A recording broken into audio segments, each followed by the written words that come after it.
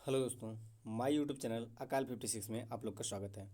तो दोस्तों आज हम लोग सी टेट पेपर का एनालिसिस करेंगे। दोस्तों सी टेट पेपर में कहाँ से क्वेश्चन बन रहा है, कैसा क्वेश्चन बन रहा है, कौन कौन टॉपिक से क्वेश्चन बन रहा है, दोस्तों ये सब बताया गया है। तो आप लोग बन रही है दोस्तों। 18 जनवरी पेपर, 19 जनवरी के पेपर दोस्तों यहाँ से रखे गए हैं क्वेश्चन। और दोस्तों सभी विषयों के बारे में बताया गया है कि कहाँ से क्वेश्चन बन रहा है, कैसे बन रहा है, ठीक है। और हूबहू दोस्तों 18 जनवरी पेपर और 19 जनवरी का पेपर लिया गया है। तो आइए देखते हैं दोस्तों क्या पूछ रहा है इस समय, ठीक है। तो आप लोग बन रही है वीडियो क्लास तक दोस्तों। क्लास बहुत ही शानदार होने वाली है। आइए शुरू करते हैं टॉपिक फर्स्ट को। तो दोस्तों यहाँ पे आप लोग देख पा रहे होंगे कि क्वेश्चन नंबर फर्स्ट कह रहा है कि प्राथमिक स्तर पर बच्चे को आकलन का सर्वश्रेष्ठ तरीका का प्रयोग करना है। प्राथमिक स्तर पर बच्चे को आकलन का सर्वश्रेष्ठ तरीका है पूछना चाह रहा है। तो दोस्तों प्राथमिक स्तर पर बच्चे को आकलन करने का सर्वश्रेष्ठ तरीका अगर देखा जाए तो दोस्तों पोर्टफोलियो है, ठीक है। पोर्टफोलियो दोस्तों प्राथमिक स्तर पर आकलन करने के लिए सबसे सर्वश्रेष्ठ तरीका माना जाता है, ठीक है दोस्तों। इसमें बालक के सभी जितने भी क्रियाएं होती हैं, किस खेल में रुचि ले रहा है बालक, किस सब्जेक्ट में इसकी रुचि है, कौन सब्जेक्ट इसको अच्छे से आता है, कौन नहीं आता है, किस खेल में रुचि है, दौड़ में रुचि है, क्रिकेट में रुचि है, मतलब सभी चीज़ के बारे में इसमें जानकारी लिख के रखी जाती है, ठीक है। तो दोस्तों यहाँ से क्वेश्चन बना था 18 जनवरी पेपर में और 19 जनवरी पेपर में। तो दोस्तों आप लोग देखे होंगे कि पोर्टफोलियो हो गया और दोस्तों ऐसे कई टॉपिक हैं जैसे पोर्टफोलियो, डिसलेक्सिया, ये सब दोस्तों ऐसे टॉपिक हैं जो हर पेपर में पूछे जा रहे हैं, ठीक है। कोई भी पेपर आप उठा के देख लीजिए, डिसलेक्सिया न पूछा गया हो, सब में पूछा जाता है। पोर्टफोलियो भी दोस्तों सभी में लगभग पूछा जाता है, ठीक है।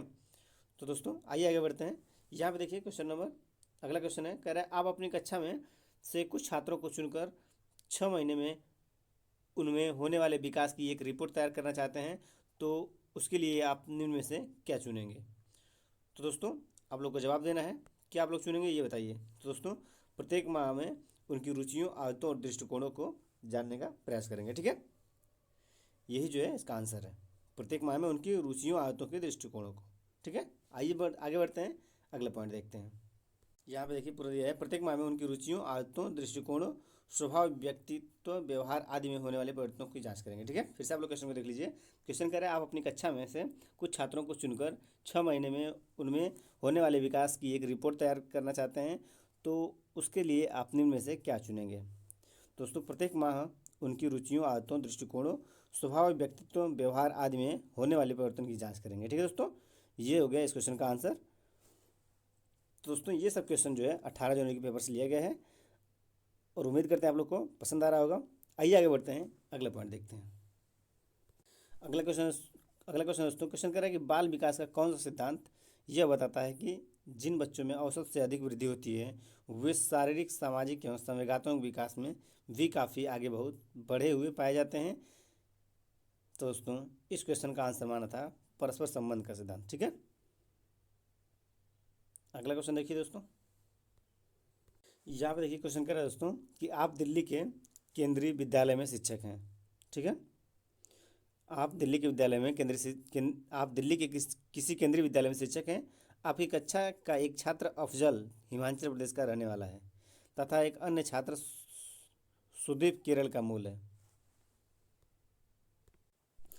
क्वेश्चन कर रहा है दोस्तों कि आप दिल्ली के किसी केंद्रीय विद्यालय में शिक्षक हैं। आपकी कक्षा का एक छात्र अफजल हिमाचल प्रदेश का रहने वाला है तथा एक अन्य छात्र सुदीप केरल का मूल है, ठीक है दोस्तों। आगे बढ़िए, का निवासी है, ठीक है दोस्तों। तो आप दोनों के रंग, रूप, स्वभाव आदि में काफ़ी विभिन्नताएं देखते हैं। इसका प्रमुख कारण हो सकता है। तो बताइए दोस्तों क्या प्रमुख कारण हो सकता है। तो दोस्तों उसका प्रमुख कारण हो सकता है वातावरणीय प्रभाव, ठीक है। वातावरण प्रभाव के कारण दोस्तों रंग, रूप, स्वभाव आदि में काफ़ी विभिन्नताएं देखने को मिलती है, ठीक है दोस्तों। यही इसका प्रमुख कारण है। आगे बढ़िए, अगला क्वेश्चन कर रहा है दोस्तों कि सबसे गहन और जटिल समाजीकरण होता है। तो दोस्तों सबसे गहन और सबसे जटिल समाजीकरण होता है वो होता है किशोरावस्था, ठीक है दोस्तों। उम्मीद करते हैं पूरा टॉपिक समझ में आ गया होगा। आइए आगे बढ़ते हैं, अगला क्वेश्चन देखते हैं। अगला क्वेश्चन कर रहा है दोस्तों कि सबसे गहन और जटिल समाजीकरण होता है। तो दोस्तों सबसे गहन और जटिल समाजीकरण होता है वो होता है किशोरावस्था के दौरान। अगला क्वेश्चन है, समाजीकरण की प्रक्रिया में अनुकरण को उपयोगी तथा विकासात्मक बनाने के लिए आवश्यक तत्व क्या है? तो दोस्तों समाजीकरण की प्रक्रिया में अनुकरण को उपयोगी तथा विकासात्मक बनाने के लिए सबसे आवश्यक तत्व है जो है वो है परिवार एवं पड़ोस। ठीक है, तो दोस्तों ये इस क्वेश्चन का राइट आंसर हो जाएगा। आइए आगे बढ़ते हैं, अगला पॉइंट देखते हैं। अगला क्वेश्चन कह रहा है दोस्तों कि पियाजे ने किसी बच्चे के विचारों के पियाजे ने किसी बच्चे के विचारों में नए विचारों का समावेश हो जाने को क्या कहा? तो आप लोग को बताना है कि पियाजे जो है किसी बच्चे के विचारों में नए विचारों के समावेश हो जाने पर पियाजे क्या कहा है, ये आप लोग को बताना है। तो दोस्तों उसे कहा जाता है सात्मीकरण। ठीक है, इस क्वेश्चन का आंसर सात्मीकरण हो जाएगा। अगर किसी बालक के विचार में नया समावेश हो रहा है, नया कोई विचार आ रहा है, तो उसे आप सात्मीकरण करेंगे। ठीक है, अगला क्वेश्चन देखिए। अगला क्वेश्चन कह रहा है दोस्तों कि पियाजे के संज्ञानात्मक विकास के सिद्धांत के अनुसार किस अवस्था में बालक परिकल्पनात्मक ढंग से समस्याओं पर विचार कर सकता है? तो दोस्तों वह अमूर्त संक्रियात्मक अवस्था में परिकलात्मक ढंग से समस्याओं पर विचार कर सकता है। ठीक है दोस्तों, इस क्वेश्चन का राइट आंसर हो जाएगा अमूर्त संक्रियात्मक अवस्था। तो उम्मीद करते हैं दोस्तों आप लोग को टॉपिक पसंद आ रहा होगा। एक बार ईमानदारी से वीडियो को सब्सक्राइब करके वीडियो को शेयर कर दें, ताकि जो भी आप लोग के सही संबंधी हो उनके यहाँ भी ये वीडियो पहुँच सके। आइए आगे बढ़ते हैं, अगला पॉइंट देखते हैं। अगला क्वेश्चन दोस्तों कह रहा है कि वाइगोत्स्की के अनुसार बच्चे साथी समूह में सक्रिय सदस्य कब होते हैं? तो आप लोग को बताना है कि वाइगोत्स्की के अनुसार बच्चे साथी समूह के सक्रिय सदस्य कब होते हैं? तो दोस्तों वो होते हैं किशोरावस्था में। ठीक है, आगे बढ़िए दोस्तों। ये सभी क्वेश्चन जो है 18 जनवरी के पेपर से लिए गए हैं। आगे बढ़िए, अगला पॉइंट देखते हैं। अगला पॉइंट है दोस्तों कह रहा है वाइगोत्स्की बच्चे के सीखने में निम्नलिखित में से किस कारक की महत्वपूर्ण भूमिका पर बल देते हैं? तो दोस्तों आप लोग जानते होंगे कि सामाजिक अंतःक्रिया के बारे में वाइगोत्स्की बताए हैं। तो वाइगोत्स्की बच्चों के सीखने में निम्नलिखित में से किस कारक की महत्वपूर्ण भूमिका पर बल देते हैं दोस्तों? तो सामाजिक भूमिका पर ज़्यादा बल देते हैं। ठीक है, अगला पॉइंट देखिए। अगला क्वेश्चन कह रहा है कोहल वर्ग के अनुसार शिक्षक बच्चों में नैतिक मूल्यों का विकास कर सकता है? कैसे कर सकता है ये बताना है। कोहल वर्ग के अनुसार दोस्तों शिक्षक बच्चों में नैतिक मूल्यों का विकास कर सकता है। तो वो नैतिक मुद्दों पर आधारित चर्चाओं में उन्हें शामिल करके बच्चों में नैतिक मूल्यों का विकास कर सकता है। ठीक है दोस्तों, तो उम्मीद करते हैं दोस्तों टॉपिक समझ में आ गया होगा। आइए आगे बढ़ते हैं, अगला पॉइंट देखते हैं। अगला क्वेश्चन हमारा था दोस्तों कह रहा है कोहल वर्ग के सिद्धांत के पूर्व परंपरागत स्तर के अनुसार कोई नैतिक निर्णय लेते समय एक व्यक्ति निम्नलिखित में से किस तरह प्रयुक्त होगा? तो दोस्तों वह होगा अंतर्निहित संभावित दंड द्वारा। ठीक है, अगला पॉइंट देखिए। अगला क्वेश्चन कह रहा है कि प्रगतिशील शिक्षा के अंतर्गत बालक में आत्मानुशासन के विकास के लिए किस बात पर जोर दिया जाना चाहिए? तो आप लोग को बताना है कि प्रगतिशील शिक्षा के अंतर्गत बालक में आत्मानुशासन के विकास के लिए किस बात पर जोर दिया जाना चाहिए, बताइए आप लोग। दोस्तों यहाँ पे आप लोग देख पा रहे होंगे, कह रहा है कि बालकों में उत्तरदायित्व की भावना के विकास पर करके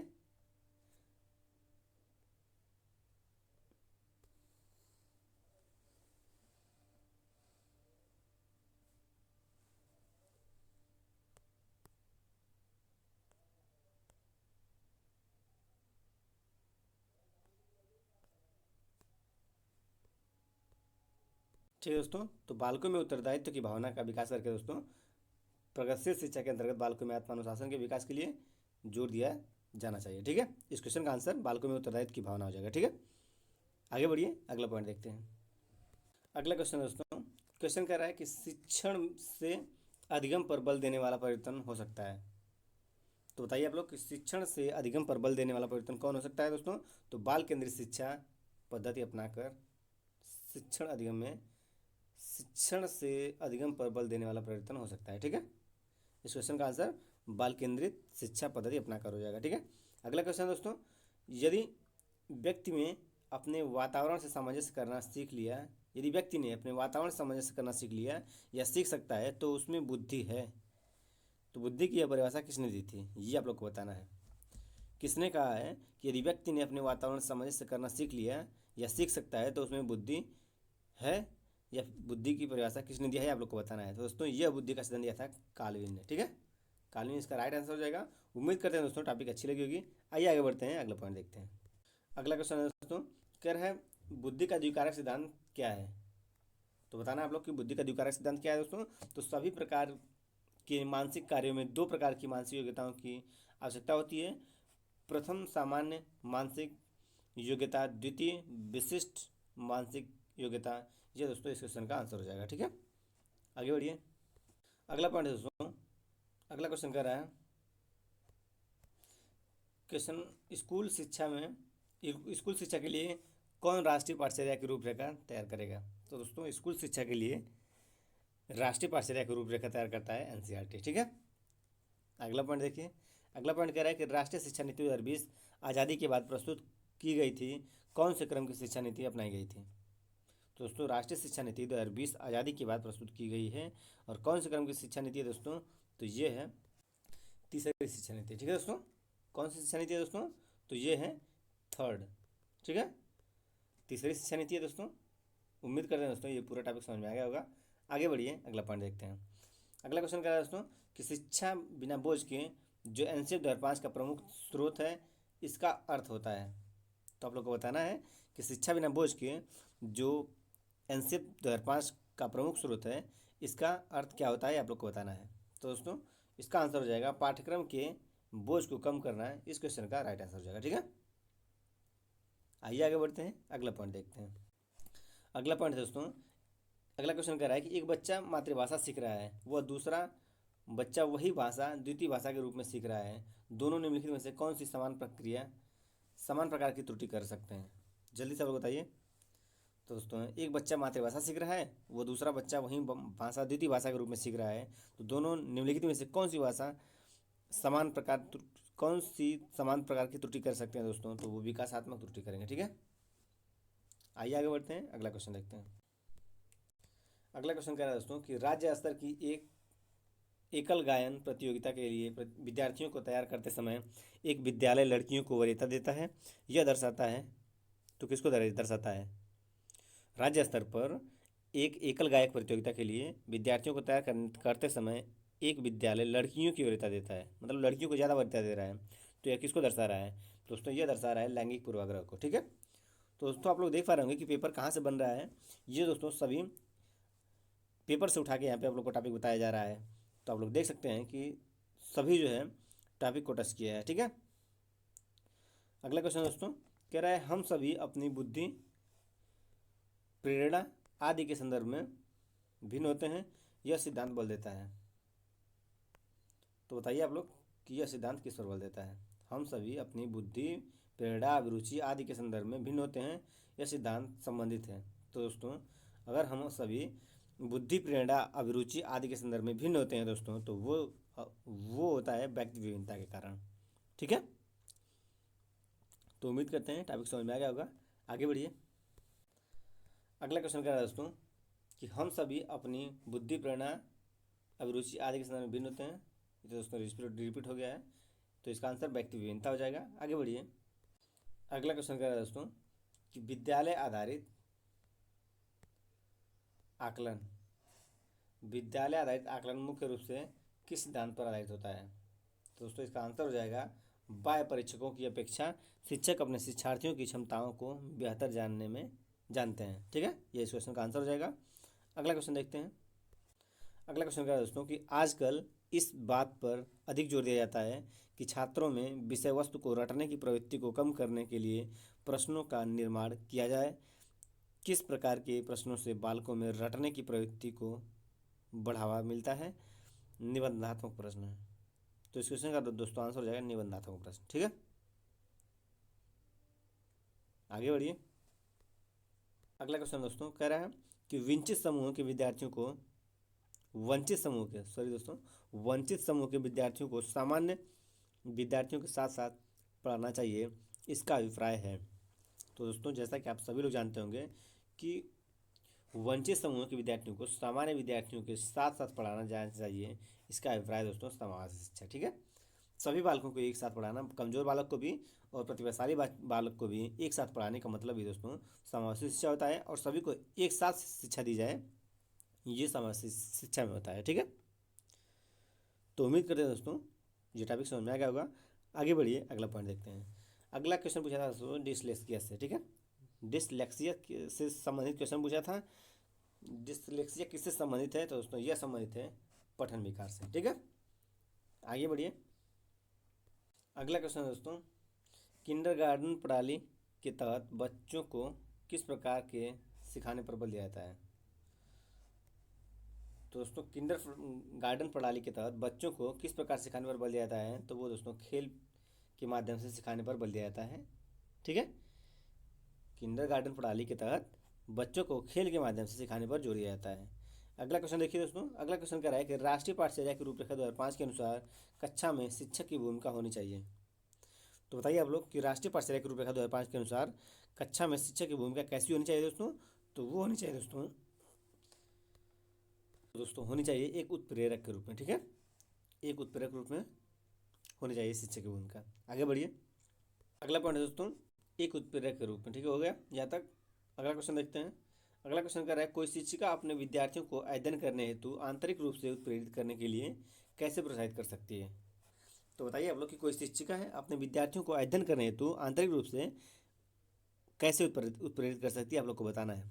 कैसे प्रोत्साहित कर सकती है ये आप लोग को बताना है। तो दोस्तों साफ दिखाई पड़ने वाले इनाम देकर, ठीक है, वो बच्चों को प्रोत्साहित कर सकती हैं एक शिक्षिका। ठीक है, तो दोस्तों ये रहा हमारा साइकोलॉजी का चैप्टर। आइए देखते हैं पर्यावरण में कहाँ से क्वेश्चन पूछा था। तो दोस्तों यहाँ से पर्यावरण का टॉपिक हम लोग शुरू करते हैं। पर्यावरण में दोस्तों 18 जनवरी के पेपर में कहाँ से पूछा था ये आप लोग को देखना है। तो दोस्तों पूछा था कि परिवार एक इकाई होता है जिसमें माता पिता और उनके 2 बच्चे होते हैं, यह कथन है। तो दोस्तों यह कथन सत्य है क्योंकि यह किसी आदर्श परिवार का आकार है। ठीक है, अगर परिवार एक इकाई होता है जिसमें माँ पिता और उनके 2 बच्चे होते हैं तो यह कथन दोस्तों सत्य है क्योंकि यह किसी आदर्श परिवार का आकार है। ठीक है, तो दोस्तों यह इस क्वेश्चन का आंसर हो जाएगा। आगे बढ़िए। तो दोस्तों आप लोग देख पा रहे होंगे पेपर का लेवल बहुत कठिन तो नहीं है, लेकिन क्वेश्चन अच्छा बना रहा है। ठीक है, देख पा रहे होंगे आप लोग 18 जनवरी का पेपर। अगला टॉपिक है दोस्तों, क्वेश्चन कर रहा है कि किसी आयु वर्ग के बालक पर्यावरण में होने वाली घटनाओं में जिज्ञासा तो अधिक रखता है लेकिन उसकी अवधारणा को समझने में असमर्थ है। तो दोस्तों वह कितने वर्ष का हो सकता है? तो दोस्तों जब अवधारणा को समझने में असमर्थ है तो वह दोस्तों 5 से 7 वर्ष का बालक हो सकता है। ठीक है, तो दोस्तों इस क्वेश्चन का आंसर 5 से 7 वर्ष हो जाएगा। अगला क्वेश्चन देखते हैं दोस्तों। अगला क्वेश्चन कह रहा है कि पर्यावरण अध्ययन की पाठ्य पुस्तक में रेलवे टिकट एक नमूना दिखाता है। ठीक है, पर्यावरण अध्ययन की पाठ्य पुस्तक में रेलवे टिकट एक नमूना दिखाता है। दोस्तों इसका आंसर हो जाएगा बच्चों को वास्तविक जानकारी से अंतःक्रिया करने के लिए। ठीक है, आगे बढ़िए। अगला पॉइंट देखते हैं। तो दोस्तों आप लोग यहाँ पे देख पा रहे होंगे कि बच्चों को वास्तविक जानकारी से अंतःक्रिया करने का अवसर देता है, साथ ही अवलोकन की कुशलता का विकास करता है। ठीक है, पर्यावरण अध्ययन की पाठ्य पुस्तक में रेलवे टिकट का एक नमूना दिखाना है। तो दोस्तों इसका आंसर बच्चों को वास्तविक जानकारी से अंतःक्रिया करने का अवसर देता है, साथ ही अवलोकन की कुशलता का विकास करता है। ठीक है, तो ये इस क्वेश्चन का आंसर हो जाएगा। आगे बढ़िए। अगला क्वेश्चन कर रहा है दोस्तों कि प्राथमिक कक्षा में उच्च वर्ग में शिक्षार्थियों में जिज्ञासा जागृत करने का निम्न में से सबसे प्रभावी तरीका हो सकता है। तो आप लोग को बताना है कि प्राथमिक कक्षा में उच्च वर्ग में शिक्षार्थियों में जिज्ञासा जागृत करने का निम्न में से सबसे प्रभावी तरीका कौन हो सकता है दोस्तों? तो वो हो सकता है दोस्तों गहन जांच परख और कल्पना करना या प्रश्न पूछना। दोस्तों यह जो है सबसे प्रभावी तरीका हो सकता है। ठीक है, अगर प्राथमिक कक्षा में उच्च वर्ग में शिक्षार्थियों में जिज्ञासा जागृत करने का निम्न में से सबसे प्रभावी तरीका देखा जाए तो गहन जांच परख और कल्पना एवं प्रश्न पूछना दोस्तों सबसे प्रभावी तरीका माना जाता है। ठीक है, आगे बढ़िए।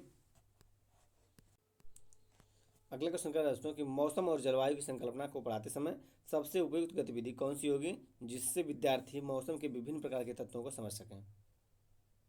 तो दोस्तों इसका आंसर हो जाएगा कि समाचार पत्र से लगातार 5 दिनों के मौसम की रिपोर्ट को एकत्र करना और उन्हें अपने नोटबुक में चिपकाना। दोस्तों इस क्वेश्चन का राइट आंसर हो जाएगा। ठीक है, आगे बढ़िए। अगला क्वेश्चन कह रहा है दोस्तों कि आप अपने कक्षा में ही डेंगू की महामारी के विषय पर छात्रों के द्वारा एक परियोजना कार्य कराना चाहते हैं, तो इस हेतु आप क्या करेंगे? तो दोस्तों इसके हेतु छात्रों को कुछ समूह में बात कर सभी को इस विषय पर वॉलपेपर तैयार करने को कहेंगे, ठीक है। अगर डेंगू की महामारी फैली हुई है तो सभी बच्चों को एक परियोजना कार्य कराएंगे, जिसमें सभी को समूह में बैठाकर बातचीत करके सभी को इस विषय पर वॉलपेपर तैयार कराएंगे, या फिर बालकों को इस टॉपिक पे ब्यूरो तैयार करने के लिए कहेंगे कि आपको जो समझ में आ रहा हो कि मतलब डेंगू से कैसे बचा जाए इस महामारी से, उस पर आप अपना सुझाव दीजिए, ठीक है। तो जब ऐसा करेंगे तो बालक दोस्तों ज़्यादा सोचेगा, मतलब सोचेगा, समझेगा, तर्क करके दोस्तों वो लिखेगा, असाइनमेंट तैयार करेगा, वॉलपेपर तैयार करेगा, ठीक है। तो दोस्तों यह एक, आगे बढ़िए, अगला पॉइंट देखते हैं। अगला क्वेश्चन बना था दोस्तों कि कक्षा में पोषण प्रकरण का परिचय अधिक प्रभावी तरीके से देने के लिए शिक्षक को पोषक तत्वों से भरपूर विभिन्न भोजन के उदाहरण देने चाहिए। इसका आंसर हो जाएगा दोस्तों, सॉरी दोस्तों, कक्षा में पोषण प्रकरण का परिचय अधिक प्रभावी तरीके से देने के लिए शिक्षक को क्या करना चाहिए। तो दोस्तों करना चाहिए वो कि पोषक तत्वों के भरपूर विभिन्न भोजन के उदाहरण देकर बच्चों को समझाना चाहिए, बताना चाहिए, ठीक है दोस्तों। तो इसका आंसर पोषक तत्वों से भरपूर विभिन्न भोजन के उदाहरण देना हो जाएगा, ठीक है। अगला क्वेश्चन देखिए। अगला क्वेश्चन कह रहा है कि मानचित्र पढ़ने के लिए आवश्यक कौशल में शामिल है। तो आप लोग बताइए कि मानचित्र पढ़ने के लिए आवश्यक कौशल में शामिल क्या है दोस्तों। तो स्थान, दूरी, दिशाओं की सापेक्ष स्थिति की जानकारी समझने में दोस्तों यह इस क्वेश्चन का आंसर हो जाएगा, ठीक है। मानचित्र पढ़ने के लिए दोस्तों क्या क्या आवश्यक है ये पूछना चाह रहा है। तो स्थान, दूरी, दिशाओं की सापेक्ष स्थिति की को समझना है दोस्तों, इसका आंसर हो जाएगा, ठीक है। आगे बढ़िए। अगला क्वेश्चन देखिए दोस्तों। क्वेश्चन कह रहा है कि चांगपा जनजाति कहाँ रहती है। तो दोस्तों आप लोग को चांगपा जाति के बारे में बताना है। तो चांगपा जाति दोस्तों रहती है इसका उत्तर हो जाएगा ठंडे रेगिस्तान में, और भारत के लद्दाख में चांगथंग इलाके में बसते हैं चांगपा लोग, ठीक है।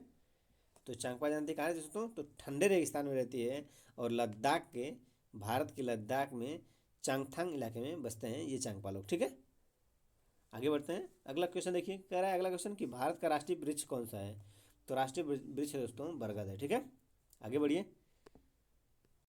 अगला क्वेश्चन दोस्तों कह रहा है कि संजू यात्रा पर गई है, ठीक है। क्वेश्चन है यहाँ पे कि संजू यात्रा पर गई थी, लौट कर उसने अपनी कक्षा में यह बताया कि वह भारत के सबसे लंबे राष्ट्रीय राजमार्ग पर यात्रा करने आई है। वह कहाँ कहाँ तक की यात्रा करने आई है।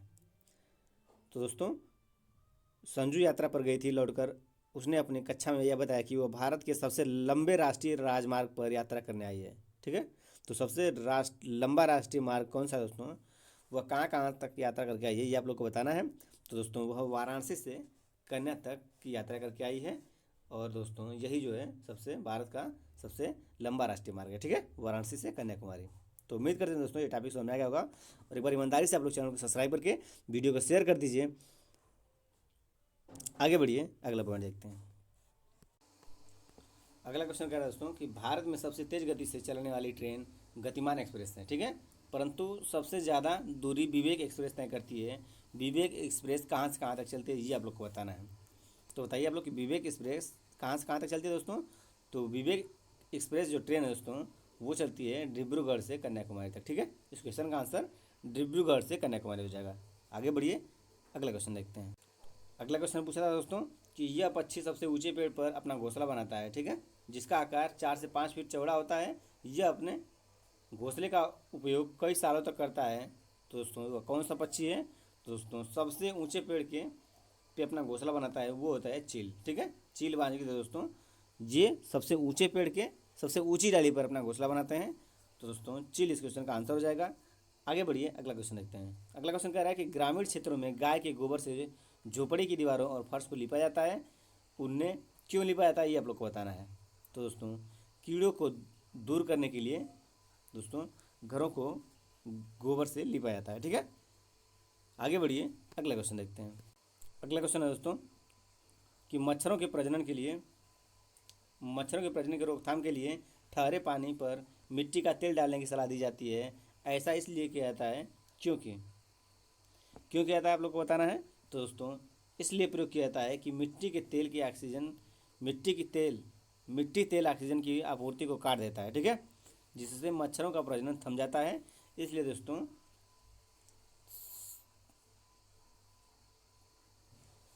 कहीं भी पानी लगा होता है तो उसमें मिट्टी का तेल का छिड़काव करने का सुझाव दिया जाता है। ठीक है, मिट्टी का तेल पानी में डालने से दोस्तों अगर मच्छरों का प्रजनन वहाँ पे रहता है तो वह रुक जाता है। ठीक है, तो इस क्वेश्चन का आंसर ये हो जाएगा। आगे बढ़िए, अगला पॉइंट देखते हैं। अगला पॉइंट कह रहा है दोस्तों कि तरुण भारत संघ नामक समूह संबंधित है। तो तरुण भारत संघ नामक समूह संबंधित है दोस्तों पुराने झीलें पुनर्निर्मित करने से दोस्तों तरुण भारत संघ का संबंध है। ठीक है, अगला क्वेश्चन है हमारे देश के नीचे दिए गए किस भाग में खाने की चीज़ें जैसे टैपियोका नारियल के लोग अपने घर में आंगन में ही उगाते हैं और उन्हें इनसे बने खाने का स्वाद बहुत अच्छा लगता है। तो दोस्तों केरल के लोग जो है कि टैपियोका और नारियल के लोग टैपियोका और नारियल खाना पसंद करते हैं। ये अपने आंगन में ही दोस्तों टैपियोका और नारियल लगा लेते हैं। ठीक है, तो उम्मीद करते हैं दोस्तों ये टॉपिक समझ में आ गया होगा। आगे बढ़िए, अगला पॉइंट देखते हैं। अगला क्वेश्चन देखिए दोस्तों, अगला क्वेश्चन कह रहा है कि ब्रेन लिपि में मोटे कागज़ पर उभरे हुए बिंदु बने होते हैं, यह लिपि आधारित होती है दोस्तों। तो ये लिपि 6 बिंदुओं पर आधारित होती है। अगला क्वेश्चन पूछा था दोस्तों कि स्वच्छ भारत अभियान कब शुरू हुआ था। तो दोस्तों स्वच्छ भारत अभियान ये अभियान 2 अक्टूबर 2014 को आरंभ किया गया था। ठीक है दोस्तों, यहाँ से क्वेश्चन बना था दोस्तों। अगला क्वेश्चन पूछा था कि बंगाल की खाड़ी के निकटवर्ती राज्य कौन सा है। दोस्तों बंगाल की खाड़ी के निकटवर्ती राज्य दोस्तों पश्चिम बंगाल, उड़ीसा, आंध्र प्रदेश, तमिलनाडु। ये दोस्तों बंगाल की खाड़ी के निकटवर्ती राज्य हैं। कौन कौन? पश्चिम बंगाल, उड़ीसा, आंध्र प्रदेश और तमिलनाडु। ठीक है, ये बंगाल की खाड़ी के निकटवर्ती राज्य हैं। उम्मीद करते हैं दोस्तों ये टॉपिक समझ में आ गया होगा। और ये दोस्तों क्वेश्चन पर्यावरण से पूछे गए थे। तो दोस्तों साइकोलॉजी पर्यावरण के क्वेश्चन आप लोग को बताया गया है। आगे बढ़िए, अगला पॉइंट देखते हैं। यहाँ पे दोस्तों इतना हमको पर्यावरण का टॉपिक मिला था तो ये आप लोग को बता दिए हैं। आगे बढ़िए, अगला पॉइंट देखते हैं। आगे बढ़िए दोस्तों, यहाँ पे देखते हैं हम लोग गणित को। ठीक है, तो गणित में कहाँ से क्वेश्चन बना था दोस्तों, ये आप लोग को बताना है। तो बता रहे हैं, देखिए आप लोग। तो दोस्तों छोटी बड़ी संख्या से संबंधित क्वेश्चन बना था पेपर में, यहाँ से क्वेश्चन पूछा था। ठीक है, आगे बढ़िए, आगे देखते हैं कहाँ से क्वेश्चन बना था। तो यहाँ पे आप लोग देख पा रहे हैं दोस्तों कि स्थानीय मान से संबंधित प्रश्न बना था। तीसरा है दोस्तों प्रतिलोम से संबंधित क्वेश्चन बना था। और यहाँ से देखिए चौथा पॉइंट में समबाहु त्रिभुज से संबंधित दोस्तों प्रश्न बना था। आयत से भी संबंधित प्रश्न बना था दोस्तों। परिमाप से भी संबंधित प्रश्न बना था। गुणनखंड से भी बना था। ठीक है, तो दोस्तों इन टॉपिकों से पेपर में इस समय पूछा जा रहा है। अगला आगे कुछ पॉइंट है, इसको देख लीजिए। तो दोस्तों गुणनखंड से बना था, क्षेत्रफल से संबंधित बना था, भाज्य भाज्य से भी क्वेश्चन बना था, एलसीएम और एफसीएस से भी क्वेश्चन बना था, भिन्न से संबंधित प्रश्न बना था, प्राकृतिक संख्याओं का योग से प्रश्न बना था दोस्तों, वेन हीलों से दोस्तों प्रश्न बना था। ठीक है, वेन हीले से दोस्तों ज़्यादा से ज़्यादा मात्रा में इस समय पेपर में क्वेश्चन पूछ रहा है। ठीक है, तो आप लोग देख पा रहे हो कि भिन्न से संबंधित प्रश्न, प्राकृतिक संख्याओं का योग से क्वेश्चन बना था, और वेन हीले से दोस्तों सबसे ज़्यादा क्वेश्चन बन रहा है। एनसेफ 2005 से भी क्वेश्चन मिला था दोस्तों, और एनसेफ 2020 से भी क्वेश्चन बन रहा है इस समय। तो इन टॉपिकों को आप लोग ध्यान से पढ़ के जाइएगा। ठीक है, तो उम्मीद करते हैं दोस्तों टॉपिक समझ में आया होगा। आगे बढ़िए, आगे हम लोग देखते हैं दोस्तों। यहाँ से हम लोग हिंदी के बारे में देखेंगे कि हिंदी में कहाँ से क्वेश्चन बन रहा है। ठीक है दोस्तों, तो आइए हम लोग देखते हैं कि हिंदी में कहाँ से क्वेश्चन बन रहा है। ठीक है, आगे बढ़िए। तो यहाँ पे दोस्तों आप लोग देख पा रहे होंगे कि गद्यांश से क्वेश्चन बना था। गद्यांश पद्यांश से दोस्तों हर सीटेट में क्वेश्चन बनता है। शाब्दिक शब्द और प्रत्यय, शाब्दिक शब्द में प्रत्यय से क्वेश्चन बना था दोस्तों, और संधि से संबंधित क्वेश्चन बना था। डिस्लेक्सिया से भी क्वेश्चन पूछा था दोस्तों हिंदी में। ग्राफ से संबंधित प्रश्न पूछा था। बहुभाषिकता पूछा था दोस्तों। यहाँ से दोस्तों हिंदी में क्वेश्चन बन रहा है। ठीक है, आगे बढ़िए। यहाँ पे आप लोग देख पा रहे हैं दोस्तों कि बहुभाषिकता से प्रश्न बना था, संप्रेषण से भी बना था, एनसेफ 2005 से भी बना था, और एनईपी 2020 से भी हिंदी में क्वेश्चन बना था। वाचन और पाठन से प्रश्न बना था। भाषा और कौशल से भी प्रश्न बना था। ठीक है, आगे बढ़िए। तो यहाँ से हम लोग देखेंगे अंग्रेजी के बारे में। ठीक है, अंग्रेजी में कहाँ से क्वेश्चन बना था ये आप लोग देख लीजिए। तो दोस्तों अंग्रेजी में क्वेश्चन बना था, जो बना था पैसेज पोएम से। ठीक है, ये दोस्तों 15 नंबर क्वेश्चन पैसेज पोएम बन गया था, और स्टीफन क्रेसन से संबंधित क्वेश्चन बना था, और वाइगर से संबंधित क्वेश्चन बना था। ठीक है, तो दोस्तों यहाँ से इस समय पेपर में क्वेश्चन बन रहा है। आप लोग ध्यान से इन टॉपिकों को पढ़ के जाइएगा। और दोस्तों ये 18 और 19 जनवरी के पेपर से लिया गया था। तो उम्मीद करते हैं ये टॉपिक समझ में आ गया आप लोग को। एक बार ईमानदारी से चैनल को सब्सक्राइब करके वीडियो को शेयर कर दीजिए, ताकि आप लोगों को रोज़ वीडियो मिलती रहे। डेली बाय डेली आप लोगों को पेपर इसी तरह सॉल्व कराया जाएगा। आप लोग बन रही है हमारे चैनल पे। मिलते हैं अगले वीडियो में, तब तक के लिए थैंक्स फॉर वॉचिंग। जय हिंद।